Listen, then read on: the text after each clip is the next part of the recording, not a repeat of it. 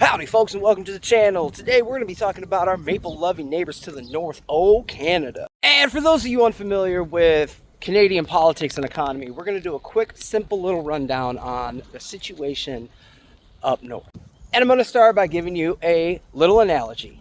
You know how in the states, specific states are considered to be essentially politically dominated by single cities, even though the vast majority of the state is in fact red or Republican or right-leaning, whatever you want to call it. Take Illinois, where I live, for example. 97%, something like that, 97, 98% of the counties within this state are red, vote red, consistently. However, our state is consistently and has been consistently controlled by Democrats because of the voting population and power of Chicago.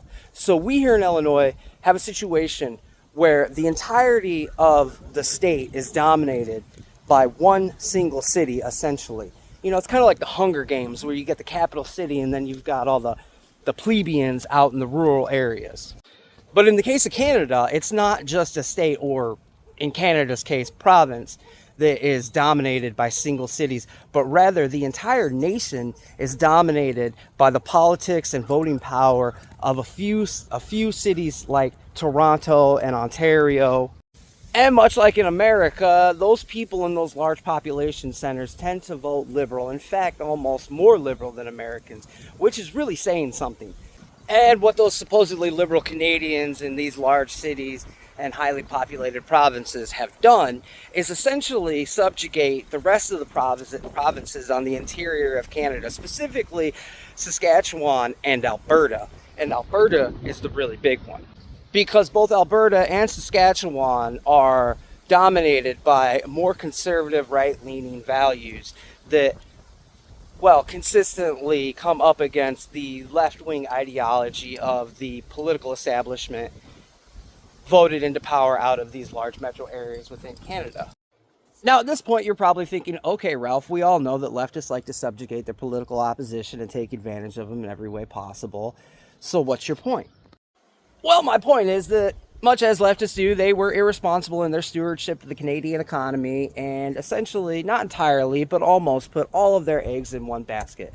And what I mean by that is that the vast majority, or perhaps not the vast majority, but a large enough portion of their economy is entirely reliant upon the oil sands industry, mining, and rare earth elements. Matter of fact, check this out.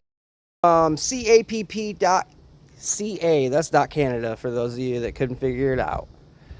So we go ahead and look at the oil and natural gas industry contributes significantly to the Canadian economy. In total, the oil and natural gas industry accounted for $84 billion, 3.7% of Canada's overall gross domestic product in 2024.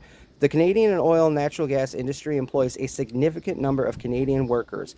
Canada's oil and natural gas industry is an important source of government revenues to provincial and federal governments. Last year, the industry contributed over $85 billion to Canada's GDP, and between 2022 and 2024 generated $116 billion in taxes and royalties for governments nationwide.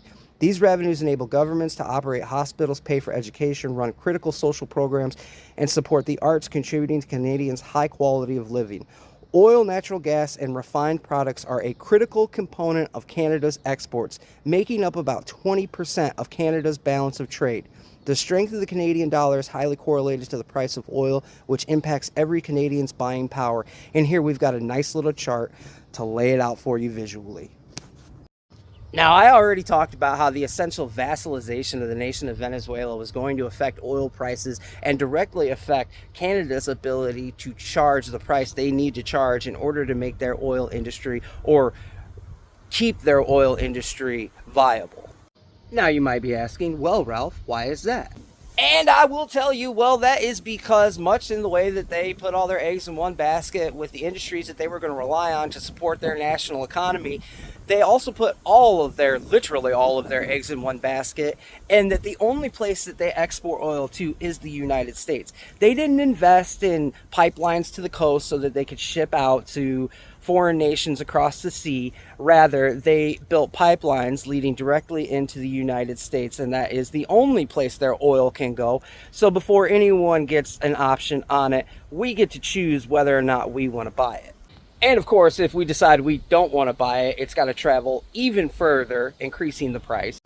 But even if we are the ones that decide to purchase that oil coming from Canada through said pipeline, it's still more expensive to transfer it through said pipeline down to the Permian Basin, where the vast majority of oil refining happens in the United States, than it is for Venezuela to ship their oil off of their coast directly to the Permian Basin. In fact, much cheaper. So cheap that if Canada wants to compete, they will essentially have to bankrupt themselves. But that's not even the full story. Because you see, the full story is that Saskatchewan and especially Alberta have had a decades-long secession movement that has only gained strength year after year as liberal government after liberal government is voted into power, and they, Albertans and Saskatchewans, are essentially turned into subjects of the capital cities of Canada.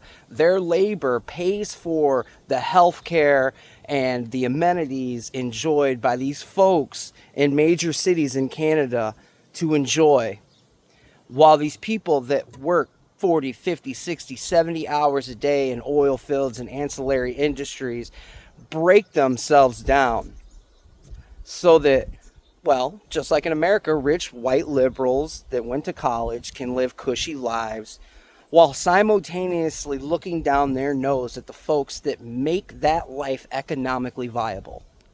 And Albertans are sick of it. Albertans could soon vote on whether to separate from Canada. Here's what to know. Voters in Alberta may weigh in on a referendum later this year that would ask if they want the province to leave Canada. On Monday, Alberta separatists announced that they had officially turned in more than 300,000 signatures in support of putting the referendum on the ballot, surpassing the roughly 178,000 needed for a citizen-led petition.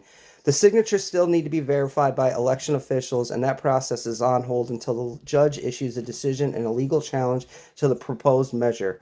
The Alberta separatist movement dates back decades, but has gained momentum in the past year after the Liberal Party, led by Prime Minister Mark Carney, won Canada's federal election. Here's what to know about the proposed referendum. What would the proposed referendum ask voters? If the proposal is put on Alberta's ballot, the measure would ask voters the following question. Do you agree that the province of Alberta should cease to be a part of Canada to become an independent state? Now, if you're still not fully appreciating the gravity of what Alberta leaving Canada would mean, think about this. Alberta has the third largest proven oil reserves in the world. If Alberta were its own nation, that one province, if it were its own nation, would have the third largest proven oil reserves on earth, only behind Venezuela and Saudi Arabia. That is a golden goose that lays golden eggs. And the government of Canada and the Liberals of Canada have done nothing but take advantage of these people. And as maddening as it is that the Liberal government of Canada has so consistently taken advantage of Albertans' hard work, it is almost more maddening that should this happen, it's unlikely, but should it happen, that Liberal government and those college-educated Liberals living in the cities that voted that government into power, they will say they are the victim. They will look at Alberta and say, how could you leave us? You're selfish. You wanted to keep your hard labor for yourself to enrich your province, your homes, your communities. You should give that to us, the intelligentsia that maintains this nation, when the reality is that they maintain nothing but their own decadent lives. You know who will appreciate Albertans' hard work, though? America. Yeah, you know, maybe they will, maybe they won't. If they should end up seceding from Canada, I say we invite them on in and welcome them with open arms. And you know, if they say no, that's fine. That's their right. But if they say yes, well, we've just gained the third largest proven oil reserves on earth. Combined with our own oil reserves, we would be the preeminent oil producer and reserve holder on the planet. The kind of power that would give us for the next century. Not to mention, we've already essentially vassalized Venezuela, as I have said already. We are taking control, or have the potential to take control of, a massive portion of the Earth's oil production. And I say that this is absolutely necessary for the continuation of American dominance globally. Leftists are like, oh my God, Trump's crazy, talking about all this, border expansion, Venezuela, Greenland, Canada becoming the 51st state. Every one of those three benefits not just us now here today, but would benefit our children and our grandchildren. Controlling Venezuela's oil production and shipment allows us to cut off the tap or control the tap to our enemy's oil flow. Canada's or Alberta's reserves, again, would make us the number one oil producer globally.